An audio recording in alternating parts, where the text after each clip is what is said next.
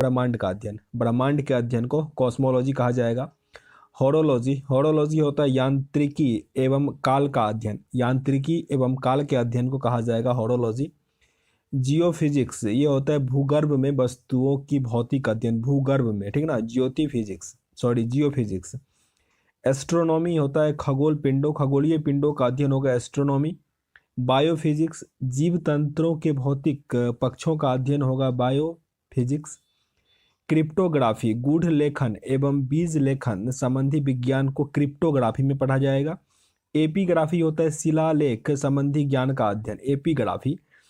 Metallurgy, धातु का अध्ययन, मेटलर्जी धातु का अध्ययन। सिस्मोलॉजी होता है भूकंप का अध्ययन, भूकंप का अध्ययन सिस्मोलॉजी।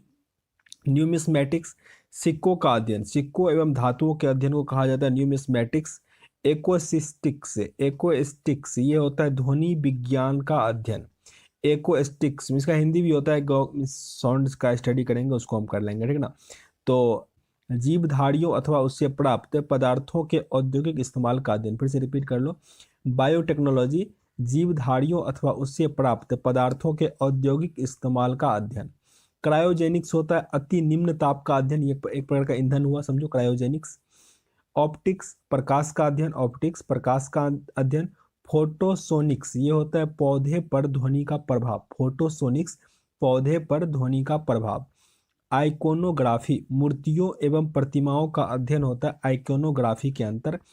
ग्राफोलॉजी, हस्तलेख विज्ञान का अध्ययन, हस्तलेख विज्ञान का अध्ययन को ग्राफोलॉजी कहा जाता है, हालांकि उसको कैलियोग्राफी भी कहा जाता है सुलेखनी के लिए। एरोनॉटिक्स, वायुयान संबंधी तथ्यों का अध्ययन, एरोनॉटिक्स।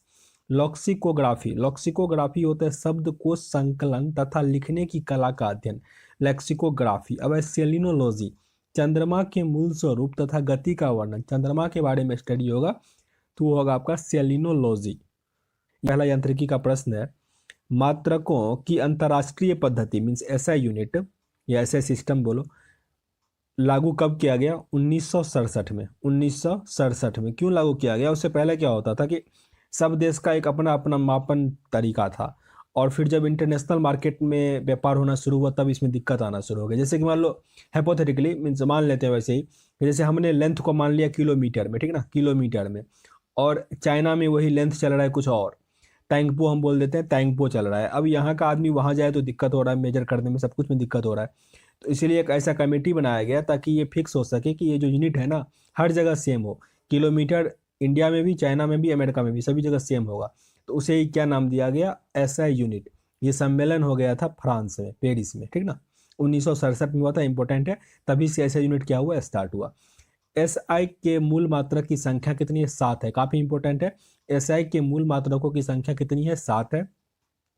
विज्ञान के मूल मात्रक के स्वरूप में कौन से इकाई का प्रयोग होता है? एसआई इकाई का। यहाँ पे समझो, जैसे इंग्लिश में क्या होता है? Vowel consonant. वोवेल ऐसा होता है जिसमें किसी अन्य लेटर का उपयोग ना किया जाए बोलने के लिए, उसे हम क्या कहते हैं? वोवेल। और कंसोनेंट में क्या होता है? ऐसा लेटर जिसको बोलने के लिए वोवेल का यूज करते हैं, यही होता है।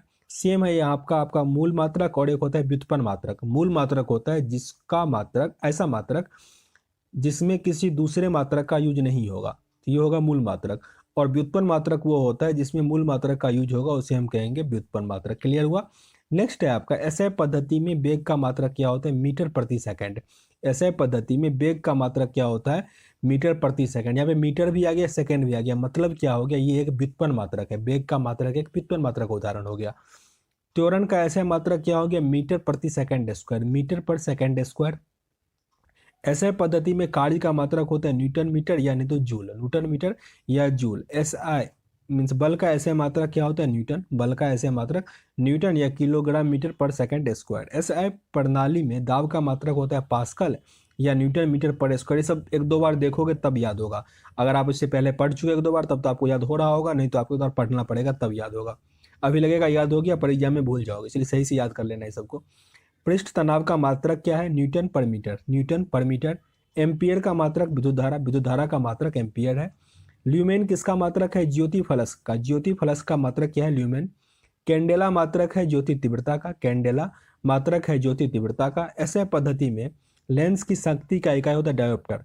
एसआई पद्धति में लेंस की शक्ति का इकाई कौन सा है? डायोप्टर। यंग प्रत्यास्थता, गुणांक का SI मात्रक होता है न्यूटन पर मीटर स्क्वायर, न्यूटन पर मीटर स्क्वायर। ऊर्जा का मात्रक होता है जूल, ऊर्जा का मात्रक जूल। तरंग दैर्ध्य का मात्रक है एंगस्ट्रम, तरंग दैर्ध्य का मात्रक एंगस्ट्रम। आवेश का मात्रक कूलाम, आवेश का मात्रक कूलाम। पदार्थ की मात्रा की इकाई है या मात्रक है मोल, मोल। विद्युत विभव का SI मात्रक होगा वोल्ट, वोल्ट। प्रतिरोध का SI मात्रक है ओम, ओम। विद्युत वाहक बल का मात्रक वोल्ट, विद्युत वाहक बल और विद्युत विभव दोनों का मात्रक क्या है, वोल्ट। शक्ति का SI यूनिट होता है जूल पर सेकंड, जूल पर सेकंड। विभवांतर का SI यूनिट होता है वोल्ट या वाट या एम्पियर, वाट बाय एम्पियर। विद्युत धारा मापने की इकाई कौन सी है, एम्पियर। विद्युत धारा मापने की इकाई कौन सी है, एम्पियर। प्रकाश वर्ष इकाई है दूरी का और पार्सेक भी क्या है, दूरी का। ध्वनि की प्रबलता की इकाई होता है डेसिबल, ध्वनि मापते हैं हम डेसिबल से। शक्ति का ये होता है हॉर्स पावर, HP। एक हॉर्स पावर होता है कितना, 746, ठीक ना। क्यूरी किसके इकाई का नाम है, रेडियो एक्टिव धर्मिता का। क्यूरी किसकी इकाई का नाम है, रेडियो एक्टिव धर्मिता की। खाद्य ऊर्जा को किस इकाई में मापा जाता है, कैलोरी में। खाद्य ऊर्जा को किस इकाई में मापा जाएगा, कैलोरी में। मीन्स 1/T ऐसे पढ़ा जाएगा इसको। बीमा है किसका, आवृत्ति और कोणीय वेग का। प्लैंक स्थिरांक का बीमा होता है mL2T-1, mL2T-1। त्वरण का बीमा होता है LT-2, LT-2। डायरेक्ट प्रश्न ऐसे बन जाते हैं आपके, लिखा रहेगा प्लैंक स्थिरांक का बीमा कितना होता है, तो 4 ऐसे ही ऑप्शन दे दिए रहेंगे और आपको बताना होगा इसमें से कौन सा होगा। तो mLT-1 ये आपको याद करना होगा, नहीं तो सब्जेक्टिव जब हम लूसेंट का पढ़ेंगे उसमें आपको बताएंगे ये कैसे निकाला जाता है, तब आप इसको आसानी से खुद से भी डिटरमाइन कर सकते हो। हालांकि उसमें फॉर्मूला आपको याद करना ही पड़ेगा, इससे अच्छा अगर डायरेक्ट इसी को याद कर लो। अभी त्वरण का बीमा कौन सा होगा, LT-2। mLT-1 किसका बीमा होता है, संवेग का। कोणीय संवेग की बीमा कौन सी है, mL2T-1। mLT-2 किसकी बीमा है, बल का, बल का। कार्य का बीमा क्या है, mL2T-2। शक्ति का बीमा क्या है, mL2T-3। गुरुत्वाकर्षण नियतांक का बीमा कितना होगा, यहां से पढ़ लो, means newton metre square by KG square है, M-1L3T2। mL-1T-2 किसकी बीमा है, प्रतिबल का, प्रतिबल का। उष्मा संवहन गुणांक का आयाम कितना होता है, mLT-3 और फिर θ-1 मीन्स बाय थीटा। जहाँ पे माइनस लगाया है इसका मतलब है वो नीचे में दिया गया है। नेक्स्ट यहाँ पे कुछ मीन्स विमीय सूत्र दिया गया है, डायमेंशन दिया गया है। क्षेत्रफल का क्या है, mL2T, mL2T। आयतन का mL3T, mL3T। घनत्व mL-3T। विशिष्ट घनत्व mLT। देखो ये अगर हम एक बार पढ़ेंगे आपसे याद होना नहीं है, ठीक ना। इसका मैं क्या करूंगा, आपको स्क्रीनशॉट प्रोवाइड करवा दूंगा, नहीं तो इसका स्क्रीनशॉट ले लो, ठीक ना। ये आप याद कर लोगे बार बार पढ़ोगे तो। मैं अगर फास्ट से पढ़ूंगा तो और आप लोग कंफ्यूज कर जाओगे, इसलिए मैं इसको स्किप कर दिया। स्क्रीनशॉट मैं इसका टेलीग्राम में ग्रुप में प्रोवाइड करवा दूंगा। नेक्स्ट यहाँ से देखते हैं। बल एक राशि है, बल एक क्या राशि है, सदिश राशि है। सदिश राशि, सदिश नाम से क्लियर, इसमें दिशा भी होगा और परिमाप भी होगा, ठीक ना। परिणाम और दिशा दोनों होगा, उसे हम कहेंगे सदिश राशि। जिसमें परिणाम होगा पर दिशा नहीं होगा उसे हम कहेंगे अदिश राशि। तो बल एक कैसा है, सदिश राशि है। संवेग कैसा है, सदिश राशि है। वेग कैसा है, सदिश राशि है। याद कर लो, बल संवेग वेग, बल संवेग वेग ये सब क्या हुआ, सदिश राशि। ऊर्जा कौन सी राशि है, अदिश राशि है। फिर बल अघूर्ण क्या है, सदिश राशि है। विद्युत तीव्रता का मात्रक, सॉरी, विद्युत तीव्रता क्या है, सदिश राशि है। कोणीय संवेग ये भी सदिश राशि है। कार्य यहाँ पे अदिश राशि है। शक्ति अदिश राशि है। और विद्युत धारा क्या है, सदिश राशि है। विद्युत धारा हालांकि क्या होना चाहिए, अदिश होना चाहिए, सदिश नहीं होगा इसमें, मीन्स दिशा नहीं होता। तो यहाँ पे फिर से रिपीट कर लेते हैं इस चीज को, कौन कौन सा सदिश राशि है, ठीक ना। कोणीय वेग, कोणीय वेग, कोणीय संवेग, विद्युत तीव्रता, बल आघूर्ण, वेग, बल, ये सब क्या हुआ आपका, सदिश राशि हुआ। और जो भी था क्या था, अदिश राशि था। यहाँ पे भौतिक राशि और उसके मात्रक दिए गए, काफी इंपॉर्टेंट है, तो ध्यान से देखिएगा ताकि याद हो जाए इसको। लंबाई का मात्रक मीटर, लंबाई मीटर। द्रव्यमान का किलोग्राम, समय का सेकंड, क्षेत्रफल का वर्ग मीटर। आयतन का घन मीटर या मीटर क्यूब। घनत्व का किलोग्राम प्रति घन मीटर। वेग मीटर प्रति सेकंड। चाल का मीटर प्रति सेकंड। बल का न्यूटन। त्वरण का मीटर प्रति सेकंड स्क्वायर। कार्य का होता है न्यूटन मीटर या जूल, न्यूटन मीटर या जूल। ऊर्जा का जूल। शक्ति का जूल प्रति सेकंड या वाट। दाब का पास्कल। ताप का केल्विन। उष्मा का जूल। विशिष्ट उष्मा का जूल प्रति किलोग्राम, जिसे के से डिनोट करते हैं। गुप्त उष्मा का जूल प्रति किलोग्राम। परम ताप केल्विन। विद्युत धारा एम्पियर। विद्युत शक्ति का किलोवाट घंटा। विद्युत प्रतिरोध का ओम। विद्युत आवेश का कूलाम्ब। विद्युत विभव का वोल्ट। विद्युत धारिता का फैराडे। ध्वनि तीव्रता का डेसिबल। आवृत्ति का हर्ट्ज। तरंग दैर्ध्य का एंगस्ट्रम। समुद्र की गहराई का फैथम। तरंग लंबाई का मीटर। पराध्वनि तरंग मीन्स इकोसिस्टम का मैक। चुंबकीय क्षेत्र गॉस। ज्योति तीव्रता कैंडेला। ज्योति फ्लक्स ल्यूमेन। चुंबकीय फ्लक्स वेबर और मैक्सवेल। चुंबकीय तीव्रता टेस्ला। चुंबकीय प्रेरणा गॉस। विद्युत क्षेत्र तीव्रता न्यूटन प्रति कूलाम्ब। विभवांतर का वोल्ट। वायुमंडलीय दाब का बार। संवेग न्यूटन सेकेंड। लेंस की क्षमता का डायोप्टर। पृष्ठ तनाव का न्यूटन प्रति मीटर। जड़त्व आघूर्ण किलोग्राम वर्ग मीटर। श्यानता मीन्स कैपिलरिटी न्यूटन सेकेंड पर मीटर स्क्वायर। गुरुत्वीय त्वरण का मीटर प्रति सेकेंड स्क्वायर। खगोलीय दूरी प्रकाश वर्ष का। ठोस कोण स्टेरेडियन और तलीय टोन मीन्स तलीय कोण किसका, रेडियन का। कोणीय वेग रेडियन प्रति सेकेंड। यांत्रिकी में और भी है, वो नेक्स्ट वीडियो में देखेंगे, क्योंकि इसमें खाली बस क्या था, याद करने वाला था। और इस टर्म को अगर आप अधिक मीन्स पढ़ लोगे एक दिन तो याद होगा नहीं, ठीक ना। तो इसी वीडियो को 2 बार देख लो, नहीं तो ये जो पूरा पेज था इसका मैं स्क्रीनशॉट टेलीग्राम पे डाल दूंगा। बार बार पढ़ने से ही याद होगा, ठीक ना। तो मिलते हैं नेक्स्ट वीडियो में। सेशन अगर अच्छा लगा हो तो लाइक करना, और आप पसंद डिसलाइक भी कर सकते हो, पर कारण जरूर बताना ताकि वीडियो को इंप्रूव कर सके। मिलते हैं नेक्स्ट वीडियो में, तब तक के लिए जय हिंद। जय हिंद दोस्तों, आप देख रहे हैं अध्ययन केंद्र। इस वीडियो के माध्यम से अभी हम द एम पब्लिकेशन का रिमाइंडर सामान्य ज्ञान पढ़ रहे हैं, और हमारा चल रहा है फिजिक्स इसमें। इसका ये दूसरा पार्ट होगा। इससे पहले बायोलॉजी मैंने कंप्लीट कर लिया है, और आर्ट में आपका संविधान और हिस्ट्री कंप्लीट है लगभग। तो अभी हमारा पहला प्रश्न है यहाँ पे, पदार्थ के संवेग और वेग के अनुपात से कौन सी राशि प्राप्त की जाती है। सीधा याद रखो, संवेग और वेग का अनुपात होगा, द्रव्यमान कहा जाएगा। संवेग और वेग के अनुपात को द्रव्यमान कहा जाता है। त्वरण ज्ञात करने का सूत्र क्या होता है। त्वरण होता क्या है कि मेनली एक्सलरेट करना, मीन्स गाड़ी में क्या होता है ना कि एक्सलरेट करते हो, गाड़ी क्या होता है, तेज होता है। उसे होता क्या है कि आपका स्पीड अगर मान लो 5 है तो वो क्या हो जाएगा, 10 हो जाएगा, ठीक है ना। 10 नहीं, मान लो 60 भी हो जाए आपका, मानने के लिए हम 10 मान लिया।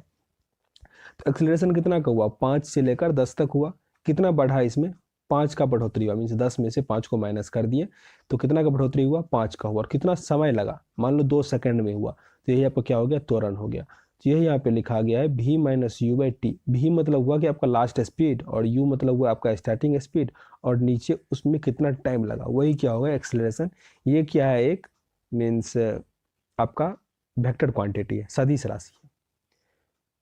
ऊर्जा का आधुनिक मात्रक कौन सा है, इलेक्ट्रॉन वोल्ट। इलेक्ट्रॉन वोल्ट, एक इलेक्ट्रॉन वोल्ट कितने बराबर जूल होता है, तो 1.6 गुने 10 पर पावर माइनस 19 जूल।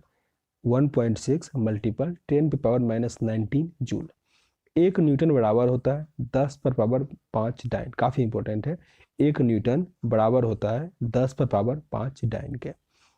एक जूल बराबर होता है 10 पर पावर 7 अर्ग के। देखो याद करना थोड़ा मुश्किल होता है, पर याद करना पड़ेगा, इसलिए मैं इसको कम कम करके पढ़ता हूँ ताकि याद हो जाए।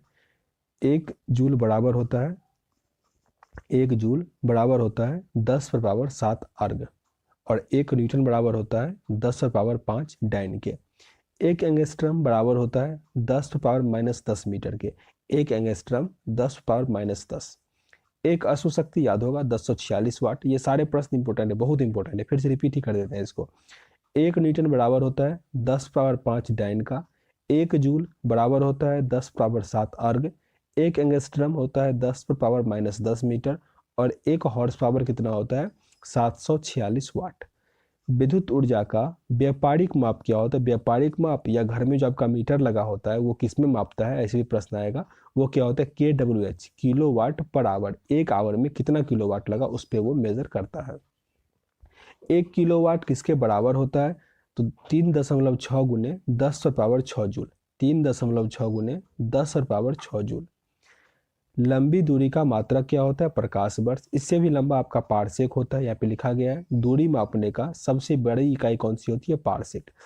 और लंबी दूरी के लिए प्रकाश वर्ष सही है। पर अगर ये आ जाए कभी कि प्रकाश वर्ष और पारसेक में कौन बड़ा है, तो पारसेक आपका क्या होगा, बड़ा हो जाएगा। प्रकाश वर्ष क्या होता है कि एक वर्ष में प्रकाश को जितना टाइम लगता है जाने में, एक वर्ष मीन्स प्रकाश जितना दूरी कवर कर ले उसको कहेंगे हम प्रकाश वर्ष। एक प्रकाश वर्ष बराबर कितना मीटर होता है? 9.46 मल्टीपल 10⁻15। 9.46 मल्टीपल 10⁻15। एक पारसेक कितना होता है? सेम लगभग मीन्स 10.26 प्रकाश वर्ष। प्रकाश वर्ष वाले को क्या करो, 10 मीन्स 3.26 से मल्टीप्लाई कर दो, वही हो जाएगा। वैसे ये भी याद कर सकते हो 3.08 मल्टीपल 10⁻16। एक बार बराबर होता है 10⁻5। एक बार बराबर होता है 10⁻5 पास्कल। पास्कल हम दबाव को मापते हैं पास्कल में।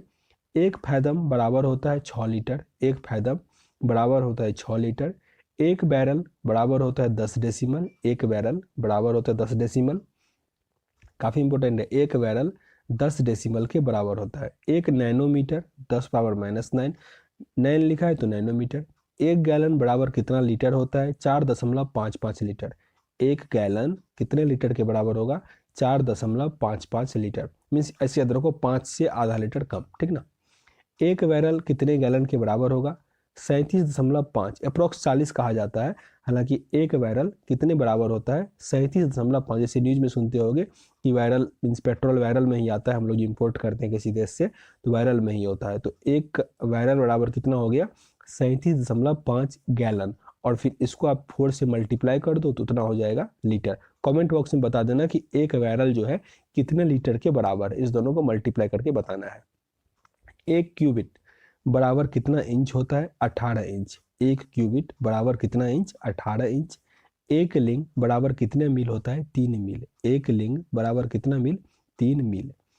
एक पिकोग्राम बराबर होता है 10 पावर माइनस ग्राम, 10 पर पावर -12 ग्राम। एक पिकोग्राम 10 पर पावर -12 ग्राम के बराबर होता है। एक मैक्रोन किसके बराबर होता है? 100 मिलीमीटर। 100 मिलीमीटर के बराबर। एक पाउंड में होता है 453 ग्राम। 453 ग्राम, 500 ग्राम से 47 ग्राम कम। एक पाउंड बराबर 453 ग्राम। एक फुट में कितना सेंटीमीटर होता है? 30.47 सेंटीमीटर या 12 इंच, ठीक ना। एक फुट में कितना सेंटीमीटर होगा? 30.48 सेंटीमीटर। नेक्स्ट यहाँ पे दिया गया दूसरी पद्धति में कैसे मापते हैं, ये भी इंपॉर्टेंट है आपके लिए। बचपन में पढ़े होंगे लेकिन हो सकता है भूल गए होंगे। एक इंच बराबर 2.54 सेंटीमीटर। एक इंच बराबर 2.54 सेंटीमीटर। एक गज होता है 0.91 मीटर। एक गज 0.91 मीटर। इसका स्क्रीनशॉट ले लो, बार बार देखोगे याद हो जाएगा, ठीक ना। एक फैदम 1.8 मीटर। एक फैदम 1.8 मीटर। एक नॉटिकल मीटर 1.85 मीटर। एक नॉटिकल मीटर 1.85 मीटर। वर्ग इंच होता है 6.45 वर्ग मीटर। वर्ग इंच 6.45 वर्ग मीटर। वर्ग गज होता है 0.83 वर्ग मीटर। वर्ग गज। वर्ग मील होता है 2.58 वर्ग मील। और घन फुट होता है 0.028 घन सेंटीमीटर। एक लीटर आपका होता है 1000 घन सेंटीमीटर, आसान सा है। एक ग्रेन होता है 64.8 मिलीग्राम। एक ओंस होता है 28 ग्राम। एक ओंस 28 ग्राम का होता है। एक फुट 12 इंच। और एक मील होता है 8 प्लगर्स। एक नॉटिकल माइल 60-80 फीट। एक नॉटिकल माइल 60-80 फीट या 6080 फीट। एक dyne 10 power 5 dyne means newton भी पढ़े थे। एक डाइन 10 पर पावर 5 न्यूटन। हम क्या पढ़े थे अभी? एक न्यूटन बराबर क्या होता है? 10 पर पावर -5 डाइन, ठीक ना। ये इसी पलट गया था, इससे आ गया था, वही पढ़े थे। तो सेम ही आपका, एक याद रहेगा दूसरा निकल जाएगा। एक अर्ग बराबर 10 पर पावर 7 जूल, वही सब रिपीटेड कर दिया यहाँ पे। 37 डिग्री सेल्सियस बराबर 98.6 डिग्री फ़ारेनहाइट। जैसे आदमी का ह्यूमन टेम्परेचर का एवरेज बॉडी टेम्परेचर कितना होता है? 37 डिग्री सेंटीग्रेड। उसी को फ़ारेनहाइट में क्या लिखा जाएगा? 98.6 फ़ारेनहाइट, यानी तो 97 डिग्री फ़ारेनहाइट लिखा जाता है। और 310 किलो मीन्स कैलोरी इसको कहा जाता है। कैलविन, सॉरी कैलोरी नहीं, कैलविन। माइनस, ये काफ़ी इंपॉर्टेंट है, कितना डिग्री सेंटीग्रेड फ़ारेनहाइट के बराबर होता है? तो -40 डिग्री जो होता है उसमें सेंटीग्रेड और फ़ारेनहाइट क्या होता है? दोनों सेम होता है। काफ़ी इंपॉर्टेंट प्रश्न है ये, इसको भी पढ़ ही लेते हैं। याद करना थोड़ा मुश्किल है पर करना तो पड़ेगा ही, ठीक ना। एक फुट 0.30 मीटर। एक मील होता है 1.60 मीटर। क्योंकि इस टाइप के प्रश्न अगर आपके एग्जाम में छूट जा रहा है ना तो काफ़ी दुख होगा, क्योंकि इतना आसान क्वेश्चन आपसे एग्जाम में छूट गया। एक चेन 20.11 मीटर, 1 एंगस्ट्रम 10⁻⁻10 मीटर, वर्ग फीट 0.09 वर्ग मीटर, एकड़ होता है 10⁻4 वर्ग मीटर, घन इंच होता है 16.38 घन मीटर, घन यार्ड होता है 0.76 घन मीटर, एक पिंट होता है 0.56 लीटर, एक ड्रम होता है 1.77, एक पौंड इंपॉर्टेंट है 0.45 किलोग्राम, एक गज 3 फीट के बराबर होता है और एक मील होता है 5280 फीट, एक फैदम 6 फीट के बराबर, एक पॉडल 0.13 न्यूटन, एक अश्वशक्ति पढ़े थे 746 वाट, 50 सेंटीग्रेड, ये तो आप चेंज कर सकते हो ये सब आसानी से। चलिए अब प्रश्न पे आ गए फिर। 1 किलोमीटर दूरी का तात्पर्य क्या होता है? 1000 मीटर। न्यूटन ने किस पुस्तक में गति संबंधी नियमों की व्याख्या की है? प्रिंसिपिया। जड़त्व का नियम मीन्स इनेर्शिया का नियम न्यूटन के कौन से नियम से मिलता है? तो न्यूटन के प्रथम गति के नियम से। न्यूटन के प्रथम गति के नियम को ही जड़त्व का नियम भी कहते हैं। समय के साथ वेग में परिवर्तन की दर को क्या कहते हैं? त्वरण। बल एवं समय का गुणनफल क्या होता है? आवेग। बल और समय के गुणनफल को आवेग कहते हैं। रॉकेट का उड़ना किस सिद्धांत पर आधारित होता है? संवेग संरक्षण का सिद्धांत, और ये न्यूटन के तीसरे नियम पे भी काम करता है, संवेग संरक्षण का सिद्धांत। संवेग परिवर्तन को कहते हैं आवेग। संवेग में परिवर्तन होगा उसे हम क्या कहेंगे? आवेग। जड़त्व आघूर्ण का समीकरण मीन्स इनेर्शिया बराबर क्या होता है? mr²। कोणीय वेग का समीकरण क्या होता है? थीटा/टी। कोणीय वेग एवं जड़त्व आघूर्ण के गुणनफल को क्या कहेंगे? कोणीय संवेग।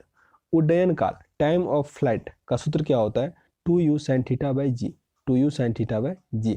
जी यहाँ पे स्मॉल जे ग्रेविटेशनल फोर्स को दिखा रहा है वो। न्यूटन के प्रथम गति के नियम से प्राप्त होता है बल का परिभाषा और साथ ही जड़त्व का नियम भी। जड़त्व का संख्यात्मक मान होता है द्रव्यमान।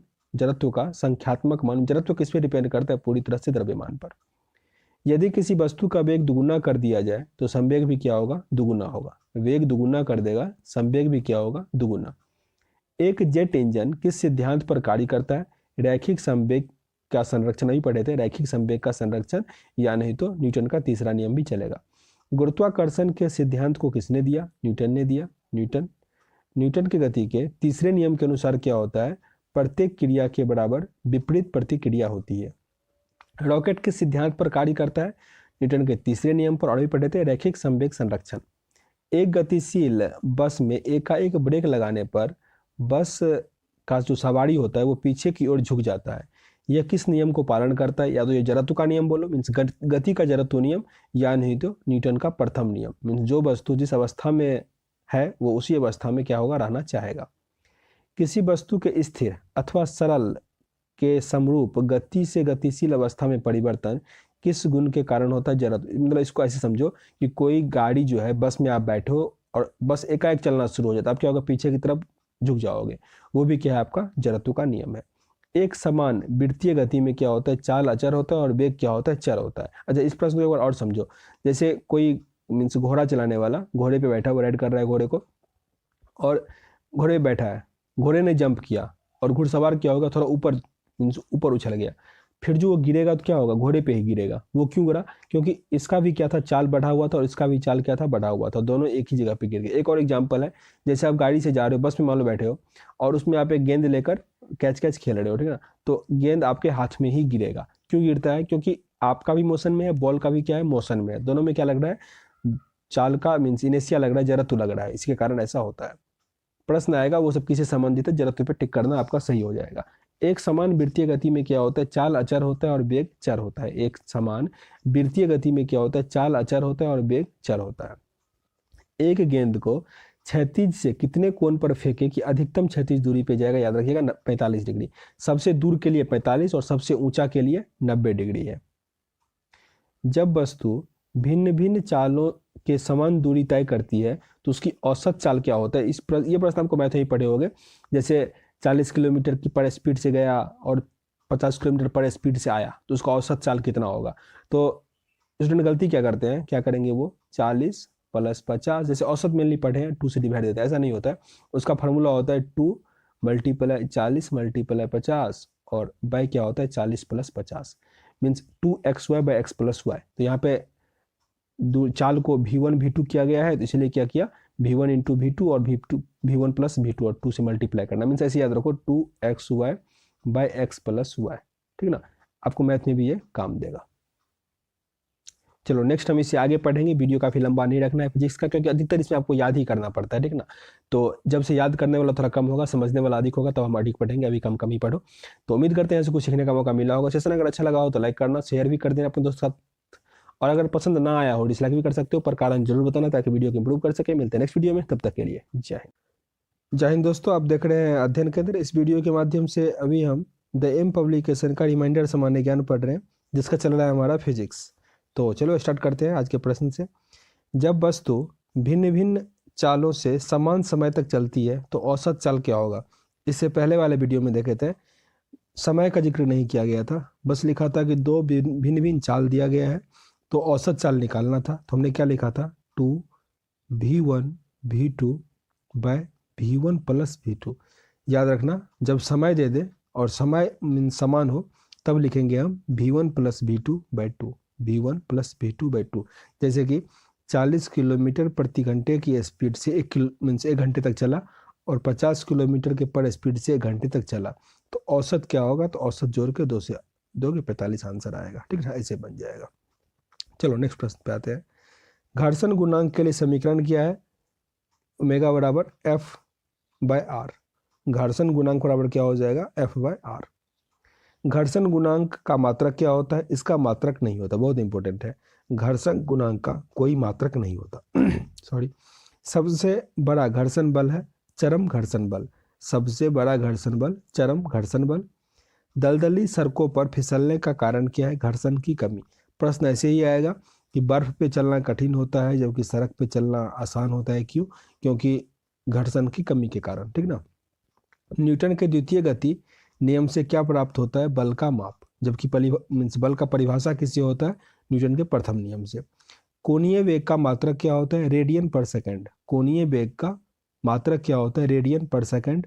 बल का गुणांक मीन्स बल का गुणनफल है द्रव्यमान गुणे त्वरण, बल बराबर द्रव्यमान गुणे त्वरण। शून्य में स्वतंत्र रूप से गिरने वाली वस्तुओं का समान त्वरण होगा, ये भी इंपॉर्टेंट है। शून्य मतलब हुआ निर्वात, ठीक ना। निर्वात में स्वतंत्र रूप से कोई वस्तु गिरेगा तो उसका त्वरण क्या होगा, समान होगा। घूर्णन करती हुई गोल मेज पर अचानक एक लड़का आकर बैठ जाता है तो मेज के कोणीय वेग पर क्या प्रभाव पड़ेगा, वो कम हो जाएगा। अगर कोई लड़का आकर खड़ा हो जाएगा या बैठ जाएगा तो क्या होगा, कोणीय वेग कम हो जाएगा। किसी भी स्थित या गतिशील वस्तु की स्थिति और दिशा में तब तक कोई परिवर्तन नहीं होता जब तक कि उस पर कोई बल सक्रिय ना हो। ये क्या है, न्यूटन का प्रथम नियम है, न्यूटन का प्रथम नियम। जल में तैरना न्यूटन के किस गति के नियम को दर्शाता है, तृतीय नियम, तृतीय नियम। साथ ही ये उत्प्लावन नियम को भी दिखाता है, उत्प्लावन बल को। किसी असंतुलित बल द्वारा किसी पिंड से उत्पन्न त्वरण बल के अनुक्रमानुपाती होगा। किसी संतुलित बल द्वारा किसी पिंड में उत्पन्न त्वरण क्या होगा, बल के अनुक्रमानुपाती होगा। जितना बल लगेगा त्वरण भी क्या होगा, उतना ही होगा। गाड़ी खींचता हुआ घोड़ा किस बल के कारण आगे बढ़ता है, आरोपित बल के कारण। कौन सा आरोपित बल, जमीन के साथ उसके पांव का आरोपित बल लगता है। न्यूटन का तीसरा नियम यह काम करता है। गतिशील वाहन के अचानक रुकते ही यात्री सामने की ओर गिर जाते हैं, वो क्या करता है, जड़त्व के कारण। गति का जड़त्व होता है ये, ठीक ना। एक होता है रेस्ट मीन्स इनेशिया इन रेस्ट, एक होता है इनेशिया इन मोशन। तो ये हुआ गति का जड़त्व, और एक होता है रेस्ट का जड़त्व, मतलब शांत का जड़त्व। वो क्या होता है कि आप गाड़ी में बैठे हो, गाड़ी एकाएक चलना शुरू कर जाए तो वो क्या होता है, विश्राम का जड़त्व। अश्व यदि एकाएक चलना प्रारंभ कर दे तो अश्वरोही के गिरने की संभावना का कारण क्या, वही प्रश्न आ गया, विश्राम जड़त्व। सड़क पर चलने की अपेक्षा बर्फ पर चलना कठिन है क्योंकि बर्फ में क्या होता है, घर्षण कम होता है। गतिज ऊर्जा का बीमीय सूत्र क्या होगा, मीन्स अभिव्यंजक क्या है, 1/2 mv² है या ½ mv² पढ़ा जाता है इसको। गतिज ऊर्जा का अभिव्यंजक क्या है, ½ mv²। स्थितिज ऊर्जा का व्यंजक क्या है, mgh। यदि किसी वस्तु की गति 4 गुनी कर दी जाए तो उसकी गतिज ऊर्जा पे क्या इम्पैक्ट पड़ेगा, ये स्क्वायर होता है। मीन 4 गुना है तो 16 हो जाएगा, 2 गुना होगा तो 4 हो जाएगा, 3 गुना तो 9 हो जाएगा, ठीक ना, स्क्वायर कर देना है।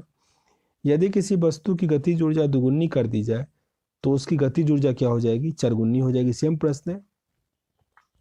सूर्य पर ऊर्जा का निर्माण होता है। सूर्य में क्या होता है, नाभिकीय संलयन होता है। चाबी भरी गाड़ी में कौन सा ऊर्जा होता है, स्थितिज ऊर्जा। स्थितिज ऊर्जा। यदि विद्युत मोटर में विद्युत ऊर्जा किस ऊर्जा में रूपांतरण होता है, विद्युत मोटर में विद्युत ऊर्जा यांत्रिक ऊर्जा में होता है। लेकिन डायनमो में क्या होता है, यांत्रिक ऊर्जा विद्युत ऊर्जा में होता है। दोनों में उल्टा है, दोनों एक दूसरे का। मोटर और डायनमो, डायनमो को ही जनरेटर भी कहा जाता है, ठीक ना। तो मोटर क्या करता है, विद्युत ऊर्जा को यांत्रिक ऊर्जा में कन्वर्ट करेगा, जबकि डायनमो यांत्रिक ऊर्जा को विद्युत ऊर्जा में। कौन सा उपकरण यांत्रिक ऊर्जा को विद्युत ऊर्जा में, तो डायनमो। डायनमो। कहीं कहीं जनरेटर भी लिखा रहेगा। माइक्रोफोन ध्वनि ऊर्जा को किस ऊर्जा में बदलता है, विद्युत ऊर्जा में।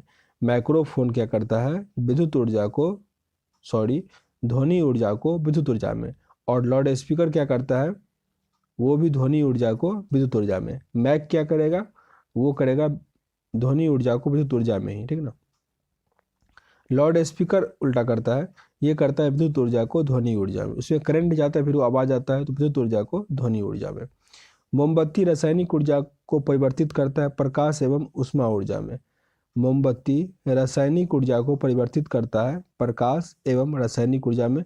पर याद रखना, मोमबत्ती का जलना जो है वो रासायनिक अभिक्रिया भी है और फिजिकल चेंज भी है। मीन्स रासायनिक मीन्स परिवर्तन और भौतिक परिवर्तन दोनों है। सोलर सेल में सौर ऊर्जा किस ऊर्जा में रूपांतरित करता है, विद्युत ऊर्जा में। सौर ऊर्जा को विद्युत ऊर्जा में रूपांतरित करता है। विद्युत ऊर्जा को प्रकाश एवं ऊष्मा ऊर्जा में कौन रूपांतरित करेगा, विद्युत बल्ब। विद्युत बल्ब विद्युत ऊर्जा को प्रकाश और ऊर्जा मीन्स ऊष्मा ऊर्जा, हीट और लाइट दोनों देता है। विद्युत सेल द्वारा रासायनिक ऊर्जा को किस ऊर्जा में रूपांतरित होता है, विद्युत ऊर्जा में। विद्युत सेल द्वारा रासायनिक ऊर्जा को विद्युत ऊर्जा में कन्वर्ट करता है। यांत्रिक ऊर्जा को ध्वनि ऊर्जा में कौन सा यंत्र रूपांतरित करेगा, सितार। यांत्रिक ऊर्जा को ध्वनि ऊर्जा में। एक वस्तु उदासीन साम्यावस्था में है, उसे हिलने पर उसकी स्थितिज ऊर्जा में क्या परिवर्तन होगा, शून्य हो जाएगा, शून्य हो जाएगा। सौर ऊर्जा का रूपांतरण रासायनिक ऊर्जा में होता है प्रकाश संश्लेषण के दौरान। प्रकाश संश्लेषण में सौर ऊर्जा का रासायनिक ऊर्जा में चेंज होता है। याद रखना, प्रकाश संश्लेषण क्या है, रासायनिक ऊर्जा है। यहाँ पे ऊर्जा का रूपांतरण दिया है, ये आसानी से आपको याद हो जाएगा या याद होगा भी। डायनमो क्या करता है, यांत्रिक ऊर्जा को विद्युत ऊर्जा में। मोटर विद्युत ऊर्जा को यांत्रिक ऊर्जा में। विद्युत बल्ब विद्युत ऊर्जा को ऊष्मा और प्रकाश ऊर्जा में, हीट और लाइट में। विद्युत सेल रासायनिक ऊर्जा को विद्युत ऊर्जा में। सोलर सेल सौर ऊर्जा को विद्युत ऊर्जा में। माइक्रोफोन मीन्स जिसको मैक बोल रहे हैं, ध्वनि ऊर्जा को विद्युत ऊर्जा में। लाउड स्पीकर जो स्पीकर होता है, विद्युत ऊर्जा को ध्वनि ऊर्जा में। फोटो इलेक्ट्रिक सेल प्रकाश ऊर्जा को विद्युत ऊर्जा में। ट्यूब लाइट जो प्रकाश देता है, विद्युत ऊर्जा को प्रकाश ऊर्जा में। मोमबत्ती रासायनिक ऊर्जा को प्रकाश एवं ऊष्मा ऊर्जा में। इंजन ऊष्मा ऊर्जा को यांत्रिक ऊर्जा में। यांत्रिक मतलब हो गया आपका पोटेंशियल और काइनेटिक एनर्जी दोनों, ठीक ना। सितार यांत्रिक ऊर्जा को ध्वनि ऊर्जा में। सितार यांत्रिक ऊर्जा को ध्वनि ऊर्जा में। यदि वस्तु की चाल आधी कर दी जाए तो गतिज ऊर्जा क्या हो जाएगा, 1/4 मीन्स आधा करेंगे तो इसका स्क्वायर क्या हो जाएगा, 1/4, तो वही है। स्वतंत्रता पूर्वक गिरती हुई वस्तु का कुल ऊर्जा क्या होगा, नियत रहेगा। स्वतंत्रता पूर्वक गिरती हुई वस्तु का कुल ऊर्जा क्या होगा, नियत रहेगा। यदि भार W तथा प्रयास P हो तो यांत्रिक लाभ कितना होगा, W/P। W/P जैसे रेशियो निकालते हो वही होता है। आभास क्या है, वह बल जो लीवर पर लगता है उसे क्या कहते हैं, वह बल जो लीवर पर लगता है उसे कहते हैं आभास। टोकोमीटर यंत्र से मापा जाता है घूमने की गति। घूमने की गति को टोकोमीटर से मापते हैं। जी का मान क्या होता है, 9.8 मीटर सेकेंड स्क्वायर। जी का मान विषुवत रेखा पर कितना होगा, सबसे कम होगा, न्यूनतम। जी का मान ध्रुव पे क्या होगा, सबसे अधिक होता है, मैक्सिमम। और केंद्र पे क्या होता है, 0 होता है। पृथ्वी की सतह से ऊपर या नीचे जाने पर जी का मान क्या होगा, घटेगा। पृथ्वी की घूर्णन गति बढ़ने पर जी का मान क्या होता है, कम हो जाता है। अगर घूर्णन गति कम हो जाए, घूर्णन गति बढ़े तो क्या होगा, जी का मान कम होगा, और अगर घटे तो क्या होगा, बढ़ जाएगा। पृथ्वी के केंद्र पर जी का मान क्या होगा, 0 होगा, काफी इंपॉर्टेंट है। पृथ्वी का द्रव्यमान चंद्रमा के द्रव्यमान से कितना गुना अधिक है? 81.5 गुना, 81.5 गुना अधिक है। पृथ्वी की त्रिज्या चंद्रमा की त्रिज्या की लगभग कितनी गुनी है? 4 गुनी अधिक है। पृथ्वी के लिए प्लायन वेग कितना है? 11.2 किलोमीटर पर सेकंड। इंपॉर्टेंट है, 11.2 किलोमीटर पर सेकंड। प्लायन वेग होता है ऐसा वेग जिस पर गुरुत्वाकर्षण बल काम ना करे। सूर्य के लिए प्लायन वेग क्या होता है? 42 किलोमीटर पर सेकंड। और चंद्रमा का प्लायन वेग क्या होता है? 2.4 हालांकि लिखा रहता है, यहाँ पे 2.37 लिखा है किलोमीटर पर सेकंड। प्लायन वेग का समीकरण क्या होता है? √2gr, √2gr। एक लिफ्ट ऊपर की ओर जाता है तो आदमी का आभासी भार वास्तविक भार से बढ़ जाता है, क्योंकि उसका त्वरण ऊपर की ओर होता है। ऊपर की ओर त्वरण होगा तो क्या होगा? भार अधिक होगा। नीचे की ओर होगा तो भार क्या होगा? कम होगा। गुरुत्वाकर्षण की खोज किसने की थी? न्यूटन ने किया था। एक अंतरिक्ष यात्री को एक यान में पृथ्वी की परिक्रमा करते समय अनुभव होता है कैसा? भारहीनता का, वेटलेस। भू अस्थायी उपग्रह मीन्स जियो सैटेलाइट जो होता है पृथ्वी के चारों ओर चक्कर लगाता है 24 घंटे में। 24 घंटे में विभिन्न ग्रहों से सूर्य के चारों ओर गति के नियम का प्रतिपादन किसने दिया? केपलर ने किया, केपलर। चंद्रमा को अपने अक्ष का सापेक्ष एक चक्कर पूरा करने में कितना समय लगता है? 28 दिन। 28 दिन। किस कारण पृथ्वी सूर्य के चारों ओर घूमता है? गुरुत्वाकर्षण बल के कारण, गुरुत्वाकर्षण बल के कारण। पृथ्वी पर वायुमंडल का दबाव का कारण क्या है? गुरुत्वाकर्षण बल। मानव द्वारा बनाए गए उपग्रह स्थापित किया जाता है थर्मोस्फेयर में। थर्मोस्फेयर में जब कोई वस्तु ऊपर से गिराई जाती है तो उसका भार क्या होता है? शून्य होता है, शून्य होता है। भू स्थिर उपग्रह की पृथ्वी से ऊंचाई कितना होगा? 36,000 किलोमीटर। भू स्थिर उपग्रह से पृथ्वी की ऊंचाई कितना होगा? 36,000। इंपॉर्टेंट है, याद रखना। और जो इंटरनेशनल ये जो स्पेस सेंटर है उसका ऊंचाई कितना है? 400 से 500 किलोमीटर। ये नीचे ही होता है, लेकिन ये सैटेलाइट क्या होता है? काफ़ी ऊपर होता है। किसी वस्तु का भार अधिकतम होता है निर्वात में। किसी वस्तु का भार अधिकतम क्या होगा? निर्वात में। पृथ्वी के उपग्रह का कक्षीय वेग निर्भर करता है कक्षा की त्रिज्या पर। कक्षा की त्रिज्या पर दो गेंद जिसका भार अलग अलग है एक चोटी से गिराया जाता है तो दोनों क्या होगा? एक साथ पहुंचेगा। एक अंतरिक्ष यात्री पृथ्वी तल की तुलना में चंद्र तल पर अधिक ऊंचा छलांग लगा सकता है, क्योंकि चंद्र तल पर क्या होता है? गुरुत्वाकर्षण बल कम काम करता है, ठीक ना, 1/6 काम करता है। पीसा का ऐतिहासिक मीनार तिरछा होते हुए भी नहीं गिरता है, क्योंकि गुरुत्वाकर्षण से जाने वाला ऊर्ध्वाधर रेखा आधार से होकर चली जाती है। मीन्स गुरुत्वाकर्षण उसमें सही से काम नहीं करता है। वायुमंडलीय दाब की पहली बार गणना किसने किया? वॉन ग्यूरिक ने, वॉन ग्यूरिक ने। वायुमंडलीय दाब किसके बराबर होता है? एक बार के बराबर, एक बार के बराबर। पृथ्वी की सतह से ऊपर जाने पर वायुमंडलीय दाब क्या होगा? कम होगा, कम। वायुमंडलीय दाब को मापा जाता है बैरोमीटर में, बैरोमीटर। बैरोमीटर का पाठ्यांक अचानक नीचे गिर जाए तो क्या होगा? आंधी आने का संभावना है, आंधी आने का संभावना। बैरोमीटर का पाठ्यांक जब धीरे धीरे नीचे गिरेगा तो वर्षा होगा, वर्षा का संभावना। बैरोमीटर का पाठ्यांक जब धीरे धीरे ऊपर उठेगा तो क्या होगा? दिन साफ रहने की संभावना है। 1 सेंटीमीटर पारा दाब होता है 1.33 गुने 10⁻³ पास्कल का। 1 पास्कल बराबर होता है 1 न्यूटन पर मीटर स्क्वायर। 1 बार बराबर होता है 10⁻5 न्यूटन, ये पढ़े थे पहले भी। 1 मिली बार बराबर होता है 10⁻2 पास्कल। 1 टॉर ये होता है 133.8 पास्कल। जब एक गैस के पात्र में दबाव बढ़ाया जाता है तो उसका द्रव्यमान क्या होगा? स्थिर रहेगा, स्थिर रहता है। दूध का घनत्व किस उपकरण के द्वारा मापा जाता है? लैक्टोमीटर से। दूध की शुद्धता या दूध का घनत्व किससे मापा जाएगा? लैक्टोमीटर से। तांबे की गेंद को गर्म करने पर उसका घनत्व क्या हो जाता है? घट जाता है। तांबे की गेंद को गर्म करने पर उसका घनत्व क्या होता है? घट जाता है। हवाई जहाज से यात्रा करते समय पेन का स्याही निकलता है वायुदाब कम होने के कारण। प्रेशर कुकर में खाना जल्दी पकता है क्वथनांक अधिक होने के कारण, या वायुदाब अधिक होने के कारण भी लिख सकते हो। परम दाब होता है गेज दाब प्लस एक बार। परम दाब गेज दाब प्लस एक बार। एक नदी में चलता हुआ जहाज समुद्र में आता है तो क्या होगा? जहाज थोड़ा ऊपर उठ जाएगा, क्योंकि समुद्र के पानी का घनत्व क्या होता है? अधिक होता है। ऊंचाई बढ़ने से वायुमंडलीय दाब का क्या प्रभाव पड़ता है? घटता है, वायुमंडलीय दाब घटेगा। ऑटोमोबाइल्स में हाइड्रोलिक ब्रेक जो होते हैं, पावर ब्रेक, ये किस सिद्धांत पर काम करता है? पास्कल के सिद्धांत पर। तो ये वीडियो तो यहाँ तक हुआ, नेक्स्ट वीडियो में हम इसे आगे कंप्लीट करेंगे। वीडियो काफ़ी लंबा ना हो इसलिए मैं इसको यहीं एंड करता हूँ। सेशन अगर अच्छा लगा हो, कुछ सीखने का मौका मिला हो तो लाइक करना, नहीं पसंद आया और डिसलाइक भी कर सकते हो, पर कारण जरूर बताना ताकि वीडियो को इंप्रूव कर सके। मिलते हैं नेक्स्ट वीडियो में, तब तक के लिए जय हिंद। जय हिंद दोस्तों, आप देख रहे हैं अध्ययन केंद्र। इस वीडियो के माध्यम से अभी हम पढ़ रहे हैं द एम पब्लिकेशन का रिमाइंडर सामान्य ज्ञान। हमारा चल रहा है अभी फिजिक्स, ये इसका चौथा पार्ट होगा। तो इससे पहले अगर आप नहीं देखे होगे देख लेना, लिंक आपको डिस्क्रिप्शन बॉक्स में मिल जाएगा, नहीं तो टेलीग्राम चैनल ज्वाइन कर लेना, वहाँ से आपको सब कुछ आसानी से मिल जाएगा वहाँ पे, ठीक ना।